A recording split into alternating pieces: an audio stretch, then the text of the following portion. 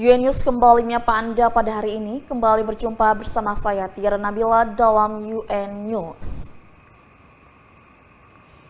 Pemirsa, informasi pertama datang dari 65 rumah warga di Garut mengalami rusak ringan usai diguncang gempa berkekuatan 6,1 magnitudo pada Sabtu 3 Desember lalu.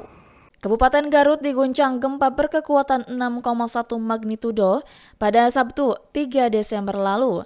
Kendati getarannya dirasakan cukup kuat, gempa tersebut tak sampai mengakibatkan kerusakan yang parah di kota Dodol. Gempa bumi berkekuatan 6,1 magnitudo tersebut terjadi pada Sabtu sore sekitar pukul 16:49 waktu Indonesia Barat. Menurut informasi yang dihimpun dari BMKG, gempa tersebut berpusat di perairan Garut Selatan, tepatnya di sebelah barat daya Kabupaten Garut. Usai melakukan pendataan sejak Sabtu malam, Pemda Garut merilis data dampak kerusakan yang diakibatkan oleh gempa bumi itu pada Senin 5 Desember pagi. Dari data tersebut diketahui total ada 65 rumah yang mengalami kerusakan relatif ringan akibat diguncang getaran gempa. Ke-65 rumah warga yang rusak itu tersebar di 14 desa dan 8 kecamatan. Rata-rata level kerusakan yang terjadi relatif ringan.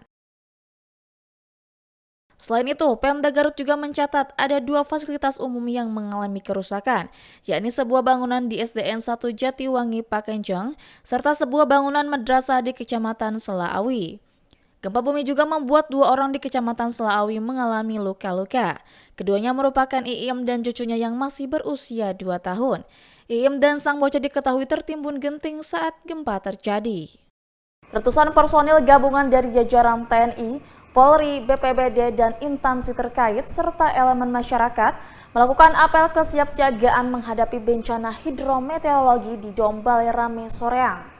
500 personil gabungan dari berbagai unsur melaksanakan apel kesiapsiagaan menghadapi bencana hidrometeorologi tingkat Kabupaten Bandung tahun 2022 di Dombale Rame Soreang.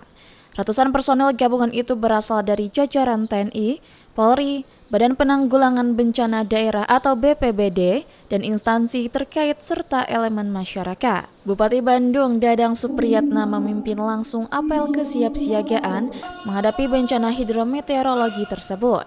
Dadang Supriyatna didampingi Kepala Pelaksana BPBD Kabupaten Bandung, UK Suska Puji Utama mengatakan, apel kesiapsiagaan ini dalam upaya mempersiapkan dari bencana yang akan terjadi. BMKG menganalisa pada Januari sampai Februari 2023 mendatang merupakan puncaknya musim penghujan.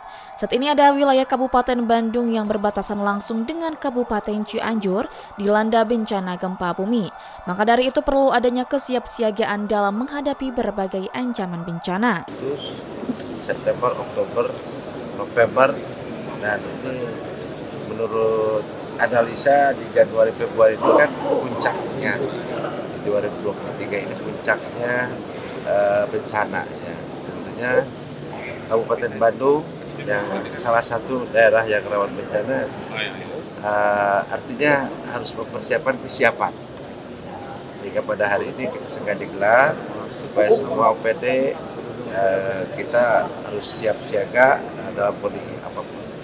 Dan tentunya terlebih saat ini ada tetangga kita yang berbatasan langsung, yaitu Kabupaten Cianjur.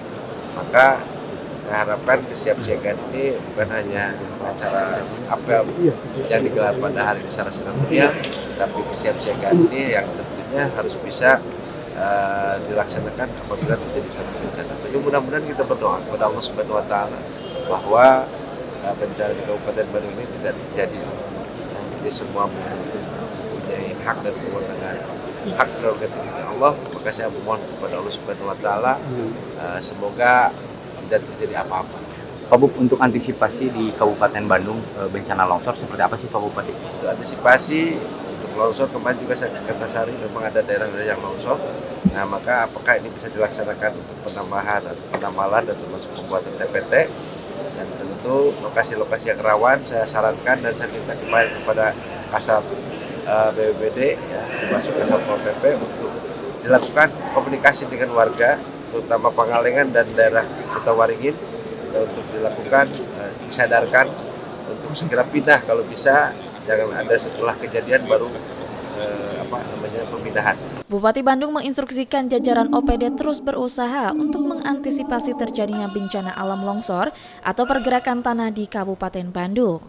Gunung Semeru yang sudah mengalami 22 kali erupsi yang berada di Kabupaten Lumajang, Jawa Timur itu berubah status dari siaga 3 menjadi awas 4.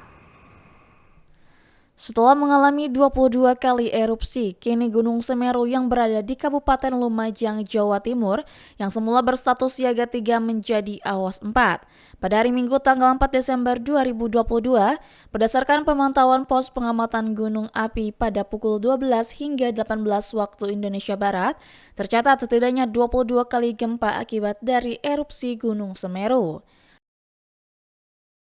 Adapun gempa yang disebabkan oleh erupsi gunung sebanyak 13 kali, serta amplitude awan panas yang masih berlangsung.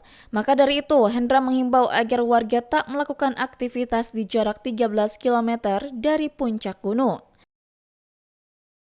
Selain itu, material erupsi kerikil lemparannya dapat mencapai jarak 8 km, sementara sebaran material abu vulkanik dapat mencapai jarak 12 km, tergantung dari arah angin. Kendati di luar jarak tersebut, masyarakat dapat melakukan aktivitas normal namun tetap harus menghindari jalur tepi sungai sepanjang Besu Kobokan karena berpotensi terkena aliran lahar dan awan panas. Sebagai informasi, pemantauan deformasi masih menunjukkan peningkatan tekanan magma yang terus meningkat, sementara pemantauan area panas menunjukkan peningkatan material panas menjadi 15 mW di sekitar kawah. Diketahui, tingkat status gunung berapi adalah normal level 1, waspada level 2, siaga level 3, dan awas level 4. Jelang pernikahan putra Presiden Jokowi, Kaesang Pangarep dengan Erina Gundono, berbagai rangkaian prosesi mulai dilakukan. Keduanya diketahui akan melangsungkan akad pada 10 Desember 2022 mendatang. Pernikahan putra Presiden Jokowi, Kaesang Pangarep dan Erina Gundono, berbagai rangkaian prosesi dilakukan. Salah satunya simulasi kirab yang diikuti oleh Menteri BUMN Erick Thohir, Menteri Perhubungan Budi Karya Sumadi, dan Menteri Investasi Bahlil Lahadalia. Simulasi tersebut dilakukan sebelum kirab asli dilakukan saat prosesi pernikahan Kaesang. Kaesang Pangarep dan Erina Gundono akan melangsungkan akad pada 10 Desember mendatang di Royal Ambarukmo, Yogyakarta, dan resepsi rencananya akan dilakukan di Pura Mangkunegaran, Solo, Jawa Tengah. Namun Sekretaris Daerah Yogyakarta menyebut jika rangkaian prosesi pernikahan akan dilakukan sejak 8 Desember mulai dari pengajian dan tanggal 9 malam Midodareni. Kaesang Erina pun sempat melakukan ziarah ke makam Mangkunegara 1 hingga Mangkunegara 9 pada Selasa 29 November. Selain itu, diketahui dua menteri akan menjadi saksi pernikahan, yaitu Menteri PUPR Basuki Hadimulyono dan Mensesnek Pratikno. Pesta pernikahan Kaesang Erina akan bernuansa adat Jawa dan Yogyakarta. Kapolda Jawa Barat Irjen Pol Suntana menyebut ada 11 korban, 1 diantaranya meninggal dunia personil dari kepolisian. Saat ini polisi sedang mengolah tempat kejadian perkara dan mengamankan barang bukti serpihan bom dan kendaraan motor bebek pasca kejadian bom bunuh diri di Polsek Astana Anyar, Polrestabes Bandung Rabu pagi. Kepolisian terus mengumpulkan bukti-bukti dari hasil kejadian bom bunuh diri di Mapolsek Astana Anyar, Polrestabes Bandung yang terjadi pada Rabu pagi. Dari hasil pengumpulan barang bukti yaitu serpihan bom dan motor sudah diamankan. Menurut Kapolda Jawa Barat, Irjen Pol Suntana, ada 11 orang yang menjadi korban, salah satunya meninggal dunia yaitu anggota kepolisian bernama Sofyan berpangkat Aibtu. Selanjutnya salah satu warga yang melintas di depan Mapolsek menjadi korban luka-luka ringan.